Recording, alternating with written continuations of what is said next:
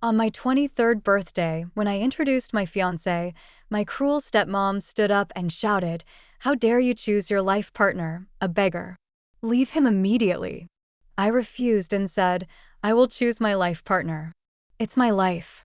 Furious, she slapped me hard and ordered security to throw me out of the event.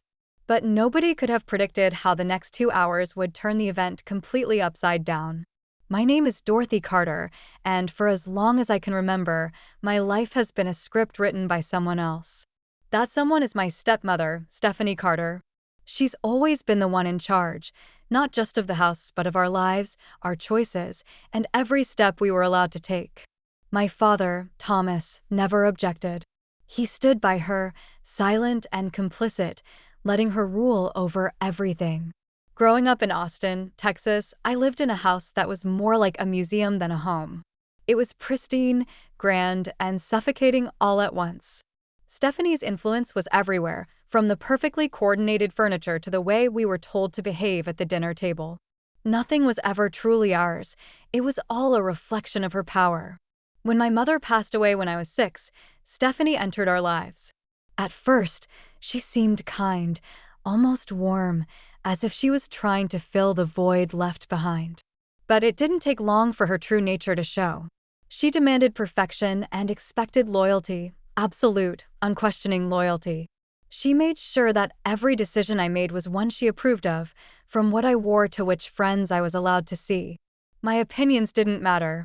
By the time I was a teenager, I had learned to keep my head down. It was easier to comply than to fight. My father always told me, "Stephanie knows what's best for us." Even when I wanted to scream, I stayed silent. But that silence came at a cost. Slowly, I felt myself slipping away, losing the person I was meant to be. It wasn't until my 23rd birthday that everything changed. Stephanie decided to throw a grand party, her version of a celebration. The guest list was full of people I barely knew, business associates, high society friends, and anyone who could enhance a reputation. The decorations were over the top, the kind of extravagance that screamed wealth and status. It was her show, like everything else in our lives. But I had plans of my own that night. I had been keeping a secret, one that I knew would turn her carefully curated world upside down. Ethan Blake, my fiancé, wasn't part of Stephanie's elite circle. He wasn't wealthy or influential. He was just a hardworking small business owner who cared about me for who I was, not for what I represented. I had kept our relationship hidden, knowing Stephanie would never approve. But I was done hiding. This was my life, and it was time to take control. When the moment came, I stood in the middle of the room, surrounded by guests sipping champagne and making polite conversation. My heart was racing, but I knew I couldn't back down. I called for everyone's attention, and as the room fell silent, I introduced Ethan. "This is Ethan Blake," I said, my voice steady despite the tension. "My fiancé." The room erupted into whispers and gasps, but none of that mattered. All I could focus on was Stephanie's face. Her expression shifted from confusion to fury in an instant. She stepped forward, her voice cutting through the noise like a knife. "What did you just say?" she demanded. "I'm engaged to Ethan," I replied, meeting her gaze. "And we're getting married." Her laugh was cold and sharp, the kind of laugh that made my stomach turn. "How do you make this decision without consulting me? Do you have any idea how this makes our family look?" I clenched my fists, my voice rising with every word. "This isn't about our family's image. This is about me, my life, and I will choose my partner." Stephanie's face twisted in anger. "You idiot," she spat. "How dare you talk back to me like this?" Before I could react, her hand came down hard across my face. The room fell silent as a sharp gasp escaped from the crowd. My cheek stung, but the pain was nothing compared to the humiliation. She turned to the security guard stationed at the entrance, her voice cold and commanding. "Get her out of here now." I stood frozen as the guards approached, but I didn't move. I wouldn't give her the satisfaction of seeing me crumble. Then I looked at my father, hoping, praying that he would step in. But he didn't. He just stood there, his face pale, his hands clenched at his sides. He said nothing. My heart broke in that moment. The man who was supposed to protect me, who should have stood by me, was siding with her. As the guards grabbed my arms and led me toward the door, I saw my Uncle Lucas stepping forward. He pushed through the crowd, his voice firm. "Stop. She's coming with me." Stephanie glared at him, but Lucas didn't back down. He took my arm and led me out of the house. As we walked to his car, I felt a mix of relief and despair. I had lost my family, or at least the illusion of one. But I wasn't alone. When we reached Lucas's house, he handed me a cup of tea and sat beside me. "Dorothy," he said, his voice gentle but firm. "You don't have to face this alone. I'm here for you." Tears filled my eyes as I nodded. For the first time in years, I felt a glimmer of hope. I didn't know what would come next, but one thing was certain: I was done being controlled. This was the beginning of a new chapter, and I was ready to fight for the life I deserved. After the chaos of that night, I moved into my Uncle Lucas's modest but warm home in a quieter part of Austin. It wasn't grand or lavish like the Carter estate, but it felt more like home than anywhere I'd lived in years. For the first time, I was free from Stephanie's suffocating control. But the sting of betrayal lingered, especially from my father. He had chosen her yet again over his own daughter. That wound would take a long time to heal, if it ever did. Lucas was my anchor during those initial weeks. He didn't push me to talk, but when I finally poured out my heart, he listened patiently. "I can't just let her get away with this," I said one evening as we sat in his living room. "She's ruined everything. She treats us like puppets, and my father, he just lets her." Lucas nodded thoughtfully. "You don't have to let this go, Dorothy. If you want justice, you have every right to fight for it. But be smart about it. Stephanie is powerful. She won't go down easily." That conversation planted a seed in my mind. Stephanie had built her life on control, manipulation, and appearances. What if those appearances weren't as flawless as she wanted everyone to believe? I needed to know what she was hiding. A few days later, I reached out to James Miller, a private investigator Lucas had recommended. When James arrived at the coffee shop where we'd agreed to meet, he seemed unassuming, average height, slightly graying hair, with a no-nonsense demeanor. "I've heard about your stepmother," he said after I explained the situation. "People like her rarely keep their hands clean. Let me do some digging."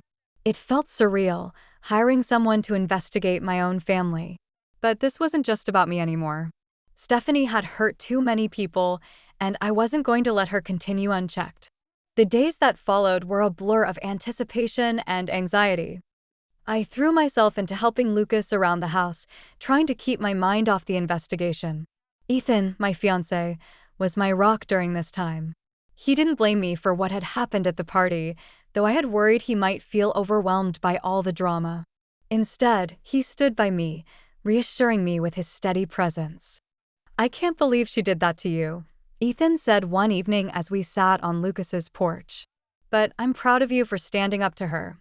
"I just hope it was worth it," I said softly. "She's not the kind of person who lets things go." Ethan took my hand. "Whatever happens, we'll face it together." A week later, James called me.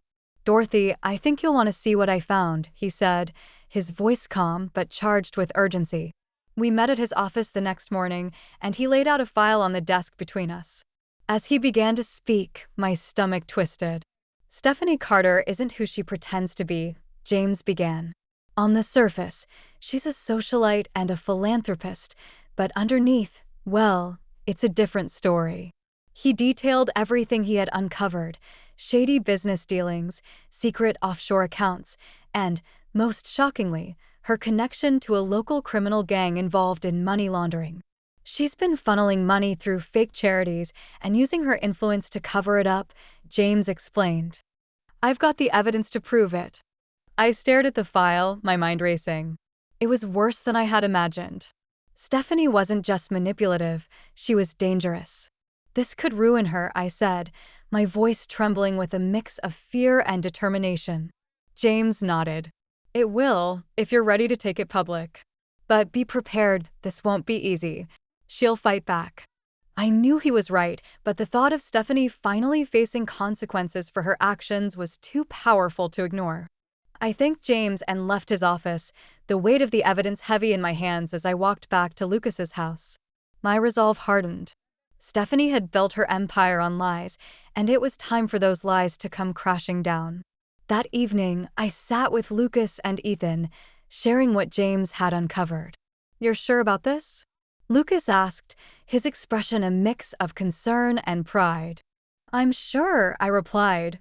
"She's hurt too many people, and she needs to be stopped." Ethan squeezed my hand. "We'll stand by you no matter what." With their support, I contacted a lawyer the next day. The evidence James had gathered was damning, and together we filed a case against Stephanie.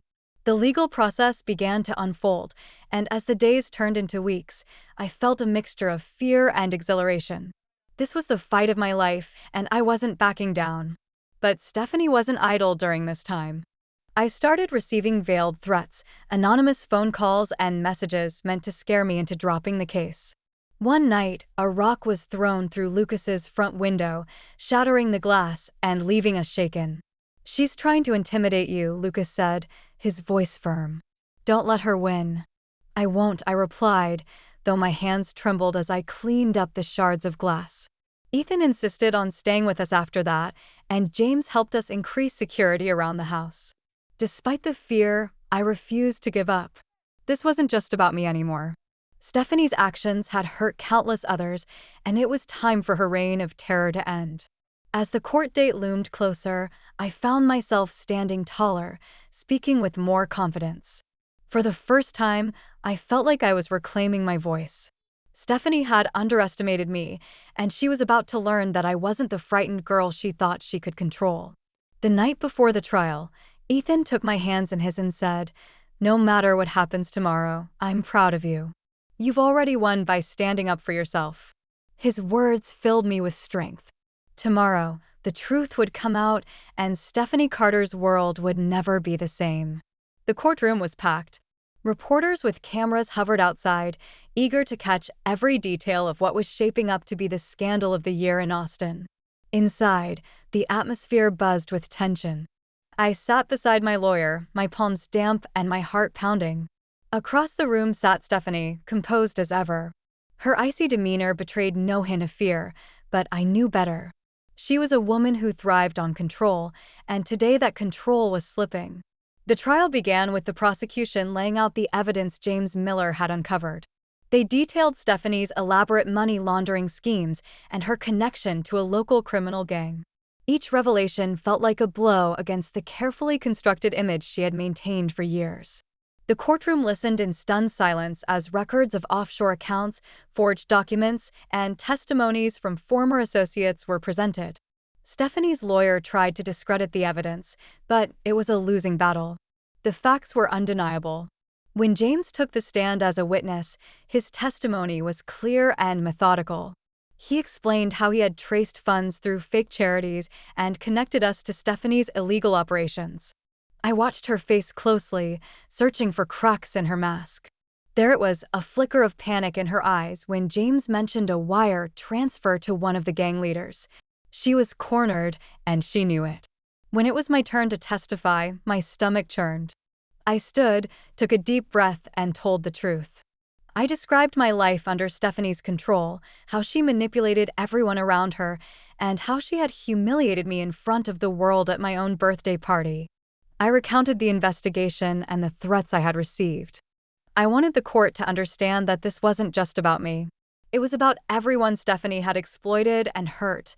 She used her influence to silence anyone who got in her way, I said, my voice steady despite the lump in my throat. She believed she was untouchable, but no one should have that kind of power. As I spoke, I felt a strange mix of emotions, fear, anger, and finally a sense of liberation. For so long, Stephanie's voice had drowned out my own, but not anymore. I was finally being heard. The turning point came when a former associate of Stephanie's testified against her. He was part of the criminal gang and had struck a deal with the prosecution for a reduced sentence. His testimony was the final nail in her coffin. He confirmed everything James had uncovered and revealed even more, Stephanie's involvement in blackmail and intimidation tactics to keep her operations hidden. The courtroom was silent as his words sank in. Stephanie's lawyer sat motionless, knowing there was no way to spin this. For the first time, Stephanie looked truly shaken. Her composure cracked, and I saw the fear she had tried so hard to hide. When the judge delivered the verdict, guilty on multiple counts of money laundering, fraud, and criminal conspiracy, I felt an overwhelming sense of relief. Stephanie was sentenced to several years in prison. The woman who had controlled every aspect of my life was finally facing justice. As the court session ended, my father approached me. He looked older, more fragile, as if the weight of the truth had aged him overnight. "Dorothy," he began, his voice trembling. I didn't know. If I had known." I cut him off, my tone firm but not unkind. "You chose to stand by her, Dad, even when you saw how she treated me. You did nothing." He looked down, guilt etched into his features. "I was weak. I let her control me too. But I see now what I've lost, and I'm so sorry." His apology came too late for years. I had waited for him to protect me, to stand up for me, but he never did. I couldn't forget that. "I can't do this, Dad," I said, shaking my head. "I can't forgive you." "Not now." He nodded, tears in his eyes. "I understand," he said softly before walking away. His shoulders slumped. For the first time, I saw him not as the strong father I had once believed in, but as a man broken by his own choices. As I left the courthouse with Ethan and Lucas by my side, I felt a mix of emotions: sadness for the family I had lost, pride in the fight I had won, and hope for the future I was building. Stephanie's reign of terror was over, but my journey wasn't finished yet. There was still so much ahead: my wedding, my life with Ethan, and the freedom to live on my own terms. That day, I walked out of the courthouse not as Dorothy Carter, the controlled and silent stepdaughter, but as Dorothy, a woman who had fought for justice and reclaimed her voice. The days after the trial were a whirlwind of emotions. Stephanie was sentenced to a lengthy prison term, and her empire crumbled in the aftermath. News of her conviction spread quickly, and her name became synonymous with greed and corruption. Watching her fall from grace should have felt like a triumph, but instead, I felt an odd mix of sadness and relief. She had shaped so much of my life, albeit in all the wrong ways, and now she was finally out of it. My father, Thomas, filed for divorce shortly after the trial. He tried to reconcile with me, showing up unannounced at Lucas's house one afternoon. "Dorothy," he began, his voice filled with regret. "I've lost everything: your mother, Stephanie, and now you. Please, let me make things right." I looked at him, searching for the man I had once idolized, but all I saw was someone who had stood idly by while Stephanie destroyed everything. "Dad," I said, my voice calm but firm, "it's too late. You had years to stand up for me, and you didn't. I can't trust you now." He nodded slowly, his face crumpling with sorrow. "I understand," he said softly. "I just hope that someday you'll find it in your heart to forgive me." As he walked away, I felt a sense of finality. It was painful, but it was necessary. My father had made his choices, and now I had to make mine. My choice was to move forward without him. Ethan and I decided to move to Dallas, leaving the shadow of Austin behind us. With Lucas's help, we found a cozy apartment in a vibrant neighborhood. It wasn't grand, but it was ours, a place where we could start fresh and build a life together. Planning our wedding became a joyful distraction. We kept it simple and intimate, inviting only close friends and family. Lucas walked me down the aisle, his face beaming with pride. As I stood across from Ethan, holding his hands, I felt an overwhelming sense of gratitude. He had stood by me through the darkest times, and now we were stepping into the light together. "I promise to stand by you always," Ethan said during his vows, his voice steady and full of love. "To support you in your dreams, to celebrate your victories, and to face every challenge by your side." Tears welled in my eyes as I replied, "And I promise to do the same. To love you for who you are, to cherish our life together, and to never let anyone take away our happiness." As we exchanged rings and kissed, I felt a weight lift off my shoulders. For the first time in years, I wasn't thinking about Stephanie or my father. I was thinking about us, about the future we were creating. Life in Dallas was everything I had hoped for. I threw myself into my new job at a nonprofit organization, helping underserved communities access education and resources. It was work that made me feel fulfilled, like I was making a real difference. Ethan continued to run his small business, pouring his heart into every project. We found joy in the little things, lazy Sunday mornings, exploring the city, and dreaming about what was next. But moving on wasn't always easy. Nightmares of the slap, the threats, and the betrayal still haunted me at times. Ethan encouraged me to talk to a therapist, and for the first time, I allowed myself to process everything I had been through. The sessions were hard, forcing me to confront the pain I had buried for years, but they were healing. Slowly, the nightmares faded, replaced by a sense of peace. One evening, Ethan showed me a news clip on his phone. Stephanie had given an interview from prison, claiming she had been misunderstood and blaming others for her downfall. I watched for a moment before turning away. "She's still trying to control the narrative," I said, shaking my head. Ethan nodded. "But the world knows the truth now. She can't hurt you anymore." And he was right. Stephanie's reign over my life was truly over. 3 years after the trial, I returned to Austin for the first time. A charity gala was being held in Lucas's honor, and I wanted to be there to support him.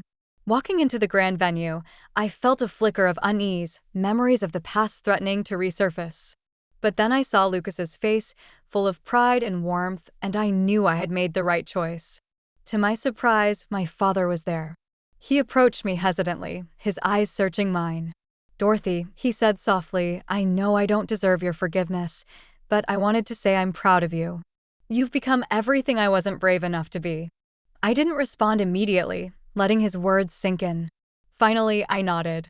"Thank you," I said simply, and we parted ways without further conversation. It wasn't reconciliation, but it was closure. As Ethan and I drove back to Dallas that night, I felt a sense of peace I hadn't known in years. The scars of the past would always be there, but they no longer define me. I had fought for my freedom, my happiness, and my future, and I had won.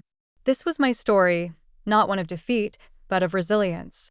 Of finding justice and building a life worth living. And as I looked at Ethan, his hand resting gently on mine, I knew the best chapters were still to come.